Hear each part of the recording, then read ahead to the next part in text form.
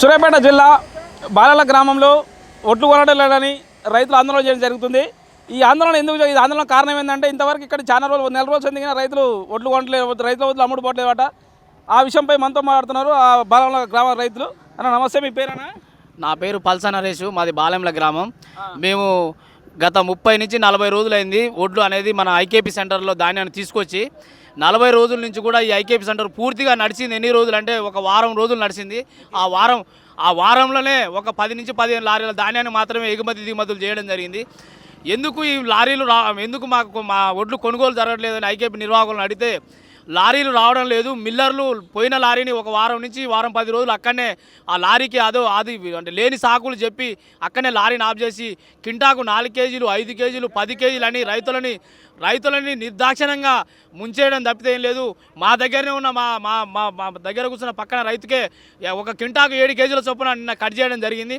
అసలు లారీ మా మండలంలో ఉన్న లారీ కాంట్రాక్టరు, ఆయన మండలం మొత్తం కాంట్రాక్టర్ అంట.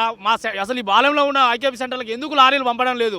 ఒక 100 లారీల ధాన్యం ఐకేపీ సెంటర్లలో ఉన్నది. మనకు కొద్ది రోజులనే వర్షాలు అనేది ఋతుపవనాలు స్టార్ట్ చేయడం జరుగుతుంది. ఆ ఋతుపవనాలు వచ్చినాక ధాన్యం పూర్తిగా మొత్తం ఐకేపీ సెంటర్లలో మొత్తం ధాన్యం అక్కడనే ఉంది. అది మొత్తం ఖరాబ్ కావడం జరుగుతుంది, మొలకెత్తడం జరుగుతుంది. ఈ సూర్యాపేట జిల్లా అధికార యంత్రాంగం నిర్లక్ష్యం వల్ల రైతులు పూర్తిగా నష్టపోవడం జరుగుతుంది. తక్షణమే అధికారుల నిమ్మకు నీరెత్తినట్టుగా పనిచేస్తున్న సూర్యాపేట జిల్లా యంత్రాంగం తక్షణమే స్పందించి ఈ యొక్క బాలెంల గ్రామంలో ఉన్న ఐకేపీ సెంటర్లో ఉన్న ధాన్యాన్ని మీరు త్వరగా కొనుగోలు చేయాలి. ప్లస్ మాకు లారీలు వెంటనే లారీలను పంపేయాలి. లేని పక్షాన సూర్యాపేట జిల్లా కలెక్టర్ ఆఫీస్ దగ్గర బాలెంల గ్రామంలో ఉన్న 1000 రైతులం మేమంతా మహాధరణ కార్యక్రమం చేపడతాం. నేషనల్ హైవేని మేము ముట్టడిస్తాం. అదేవిధంగా సూర్యాపేట జిల్లాని ముట్టడిస్తామని చెప్తున్నాం. రాష్ట్ర వ్యాప్తంగా రైతులు అందరిది ఇదే ఆందోళన. ఎందుకు అసలు గతంలో ఉన్న ప్రభుత్వం ఎన్నడూ కూడా ఈ విధంగా చేసిన దాఖలు లేవు. గత ప్రభుత్వంలో ఎన్నడూ ఈ విధంగా రోడ్డెక్కి రైతు కొట్లాడిన చరిత్ర లేదు. ఎందుకు మీరు వచ్చిన 2 సంవత్సరాలనే ఇట్లా రైతులను ఇబ్బంది పెడుతున్నారు? రైతులను ఎందుకు మీరు ఇట్లా రోడ్డు ఎక్కనిస్తున్నారు? ఇవాళ మీరు ఏమంటారు, రైతే రాదంటారు, దేశానికి వెన్నుముక రైతు అంటారు. ఇవాళ అదే రైతును రోడ్డు పాలు చేసిన ప్రభుత్వం మీది.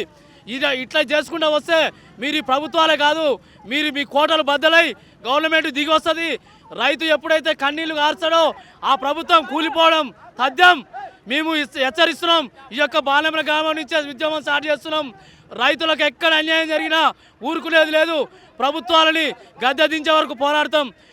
ఐకేపీలలో ఉన్న ధాన్యాన్ని వెంటనే కనుక మీరు ఎత్తకపోతే మేము నేషనల్ హైవేని కలెక్టరేట్ని ముట్టడిస్తాం. రైతుల పక్షాన గవర్నమెంట్ పనిచేయని పక్షాన మాకు గవర్నమెంట్ అవసరం లేదు. మీరు వెంటనే గవర్నమెంట్ అధికారులు, జిల్లా యంత్రాంగం అధికారులు దిగివచ్చి ఎందుకు ఐకేపీలలో 1000 కుప్పలు, మీరు ఒకసారి చూడండి సార్, 1000 కుప్పలు ఐకేపీ సెంటర్లలో 1000 కుప్పలు ఉన్నాయి. ఎందుకు గత ప్రభుత్వంలో ఇంతవరకు కూడా ఒక 20 రోజుల్లోనే ఐకేపీ సెంటర్లు అనేది కంప్లీట్గా ఎత్తేసేవాళ్ళు. కానీ ఇప్పుడు ఎందుకు నిర్లక్ష్యం జరుగుతుంది? గత ప్రభుత్వం ఎందుకు అంత తొందరగా రైతులకు న్యాయం చేసింది? మీరు తక్షణమే దీని మీద చర్య తీసుకోకపోతే రైతుల పక్షాన ఇవాళ మీరు కనుక గవర్నమెంట్ వారు రైతుల పక్షాన ఉండకపోతే రైతు తలుచుకుంటే రాజ్యాలే కూలిపోతాయి.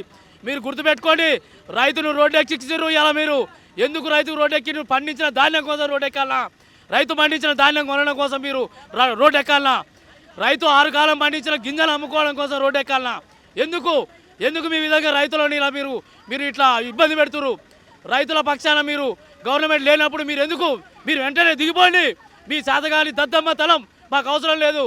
మీరు వెంటనే కనుక రైతులకు న్యాయం చేసి ఐకేపీ సెంటర్లో ఉన్న ధాన్యాన్ని కొనుగోలు చేయకపోతే నేషనల్ హైవేలని ప్లస్ కలెక్టర్ ఆఫీస్ని మహాధరణ ద్వారా ముట్టడిస్తాం. ఇదే మా హెచ్చరిక.